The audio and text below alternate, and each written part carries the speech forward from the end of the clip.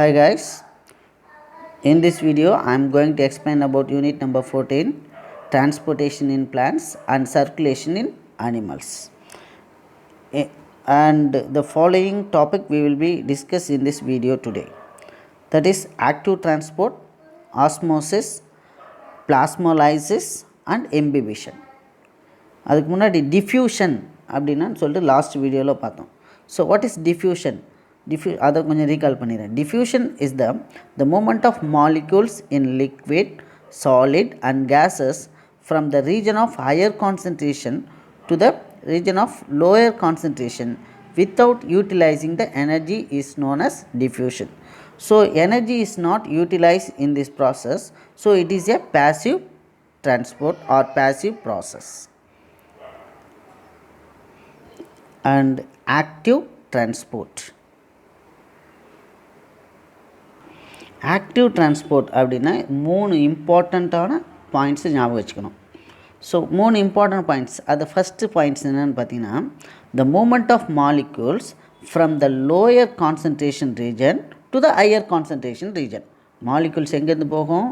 Lower concentration ரீஜன்லேருந்து higher concentration ரீஜனுக்கு move ஆகும். இது ஒன்று. ஸோ செகண்ட் பாயிண்ட் பார்த்தீங்கன்னா, in this transport energy will be utilise, energy use பண்ணோம். இது ரெண்டாவது பாயிண்ட். மூணாவது பாயிண்ட் பார்த்தீங்கன்னா, so who carried the molecules from the lower concentration region to the higher concentration region. யார் அந்த மாலிக்யூல்ஸுங்களை லோயர் கான்சன்ட்ரேஷன் ரீஜன்லேருந்து ஹையர் கான்சன்ட்ரேஷனுக்கு எடுத்து போவார்? That is named as membrane bound protein. 3 point ஞாபகம் ஆயிடுச்சுங்களா? சரி, first one, the active transport utilize energy to pump the molecules against a concentration gradient. The active transport utilize energy utilize பண்ணி to pump the molecules pump பண்ணும் against a concentration gradient. So concentration gradient அப்படின்னு சொன்னால் செறிவு வாட்டம்னு அர்த்தம். இங்கே against a concentration gradient-னா செறிவு வாட்டத்துக்கு அகெயின்ஸ்டாக அது மாலிகூல்ஸில் pump பண்ணும். So the molecules are moved from the lower concentration region to the higher concentration region. அதான் அதுக்கு அர்த்தம்.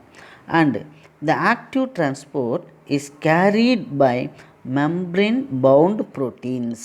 ஸோ இந்த வேலையை செய்கிறவர் யார்? membrane bound proteins. in this protein use energy to carry the substance across the cell membrane. So இந்த protein தான் எனர்ஜியை யூஸ் பண்ணி சப்ஸ்டன்ஸை ஒரு இடத்துலேருந்து, அதாவது லோயர் கான்சன்ட்ரேஷன் ரீஜன்லேருந்து ஹையர் கான்சன்ட்ரேஷன் ரீஜனுக்கு எடுத்துகிட்டு போகும். ஸோ அதுக்காக என்ன பண்ணும்? It utilise the energy to pump the மாலிகூல்ஸை பம்ப் பண்ணும். And this pump can transport the substance from a lower concentration to the higher concentration. It is an uphill transport. And next topic is osmosis.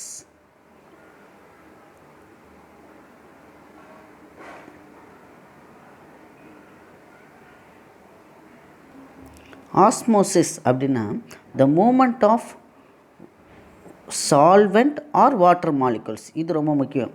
The movement of solvent or water molecules from the region of higher concentration to the region of lower concentration through a semi-permeable membrane is called osmosis. அப்போ osmosis என்னன்னா, the movement of solvent or water molecules from a region of higher concentration to a region of lower concentration through a semi-permeable membrane is called osmosis.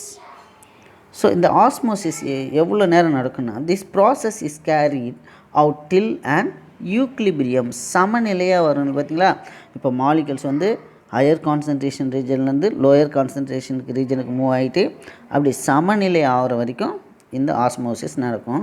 அதையும் முக்கியமானது, osmosis is a passive transport or passive movement. So passive டிரான்ஸ்போர்ட்னா it does not utilise any energy. இந்த மூமெண்ட்டுக்கு energy எதுவுமே தேவையில்லை. Next இந்த diagram பாருங்கள். இதுதான் டெமான்ஸ்ட்ரேஷன் ஆஃப் ஆஸ்மோசிஸ். ஃபஸ்ட்டு இது ஒரு ஃபனல், டிஷ்யூல் ஃபனல் எடுத்துக்கிறாங்க. இந்த டிஷ்யூல் ஃபனலுக்குள்ளே பார்த்திங்கன்னா இதனுடைய வாய் மவுத்தில் ஒரு செமி ப்ரிமேபிள் மெம்பரேன். அதுக்கு பதிலாக என்ன பண்ணலாம், ஆட்டோட இன்டெஸ்டைன் ஒரு அதனுடைய குடலை எடுத்து இதுங்க கட்டிடலாம். கட்டிட்டு இந்த டிஷ்யூல் ஃபனலுக்குள்ளே என்ன பண்ணுறோம், சுகர் சொல்யூஷன் ஆட் பண்ணிடுறோம். ஆட் பண்ணிட்டு அதனுடைய ஃபஸ்ட்டு இனிஷியல் லெவலை நம்ம குறிச்சிக்கிறோம். இதுதான் இனிஷியல் லெவல்னு வச்சுக்கோம்.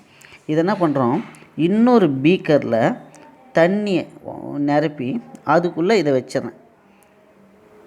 After sometimes, so 1 hour or 2 hours, after 1 hour or 2 hours கழிச்சு பார்த்தோம்னா இங்கே பீக்கரில் இருக்கிற வாட்டர் மாலிக்யூல்ஸோட கான்சன்ட்ரேஷன் இஸ் ஹை. ஆனால் இந்த டிஷ்யூல் ஃபனலுக்குள்ளே உள்ளே இருக்கிற இந்த வாட்டர் மாலிக்யூல்ஸோட concentration will be low. So அப்போ என்ன ஆகும், automatically the water molecule from the beaker is enter through the semi permeable membrane. இந்த செமி ப்ரிமேபிள் மெம்பரேன் வழியாக என்டர் ஆகி இந்த டிஷ்யூல் ஃபனலுக்குள்ளே போக ஆரம்பிக்கும். போக ஆரம்பித்ததுனால என்ன ஆகும், as the result the water level will be increase. இது தாங்க டெமான்ஸ்ட்ரேஷன் ஆஃப் ஆஸ்மோசிஸ். ஆஸ்மோசிஸ்க்கான ஒரு டெமான்ஸ்ட்ரேஷன், ஈஸியாக உங்களுக்கு புரியும்னு நினைக்கிறேன். Next topic is plasmolysis. Lysis அப்படின்னாலே சிதைதல்னு அர்த்தம். பிளாஸ்மோலைசிஸ்னால் plasma will be lysis, plasma சிதைவடையுதுன்னு அர்த்தம். ஸோ இங்கே டயக்ராம் பாருங்கள், this is the normal plant cell, இது வந்து பிளாஸ்மோலைஸ்டு பிளான்ட் செல். ஸோ இந்த ரெண்டு டயக்ராமத்துக்கு என்ன டிஃப்ரெண்ட் பாருங்கள். ஃபஸ்ட்டு செல் வால் இருக்குது, செல் வாலுக்குள்ளே செல் மெம்பரேன் இருக்குது, இங்கேயும் செல் வால் செல் மெம்பரேன் இருக்குது. ஆனால் இங்கே பாருங்கள் புரோட்டோபிளாசம் இங்கே ஃபுல்லாக இருக்குது, கரெக்டாக இருக்கா? ஆனால் இங்கே பார்த்துங்க புரோட்டோபிளாசம் இங்கே அப்படி சுருங்கி இருக்குது, இங்கெல்லாம் எதுவுமே இல்லை, இங்கே தான் புரோட்டோபிளாசம் இருக்குது. ஸோ இது எதனால் நடக்குது அப்படின்னு பார்த்தீங்கன்னா, இந்த செல்லுக்குள்ளே இருக்கிற வாட்டர் மாலிக்யூல்ஸ் என்னாகும், H2O water molecules is move out from the cells. இந்த செல்லுக்குள்ளேருந்து வாட்டர் மாலிக்யூல்ஸ்லாம் வெளியே வந்துடும். ஸோ அதனால் என்னாகும், இந்த புரோட்டோபிளாசம் செல்வாலை விட்டு விலகி அப்படி சுருங்கி காணப்படும். இதுக்கு பேர் தாங்க plasmolysis. So what is plasmolysis? It occurs when water moves out of the cell and resulting in the shrinkage of the membrane away from the cell wall. புரிஞ்சுதுங்களா? And next and last topic is imbibition. இம்பிபிஷன்னா உள்ளியத்தல்னு அர்த்தம்.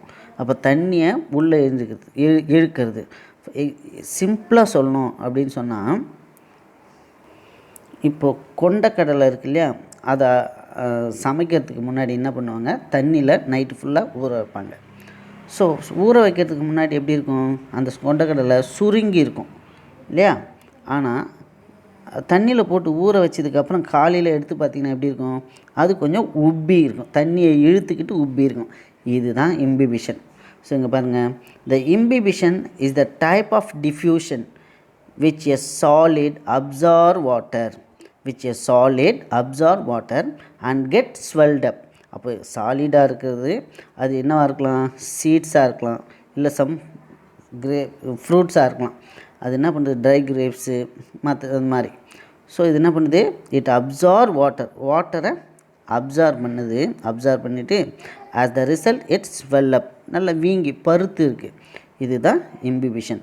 So இது இம்பிபிஷனே நடக்கலை அப்படின்னு சொன்னால் seedling விதை முளைச்சி வெளியில் வர்றதுக்கு ரொம்ப கஷ்டம். ஸோ இப்போ இதை பார்த்துருவோம். Imbibition is the type of diffusion which a solid absorb water and get swelled up. For example, absorption of water by seeds and dry grapes.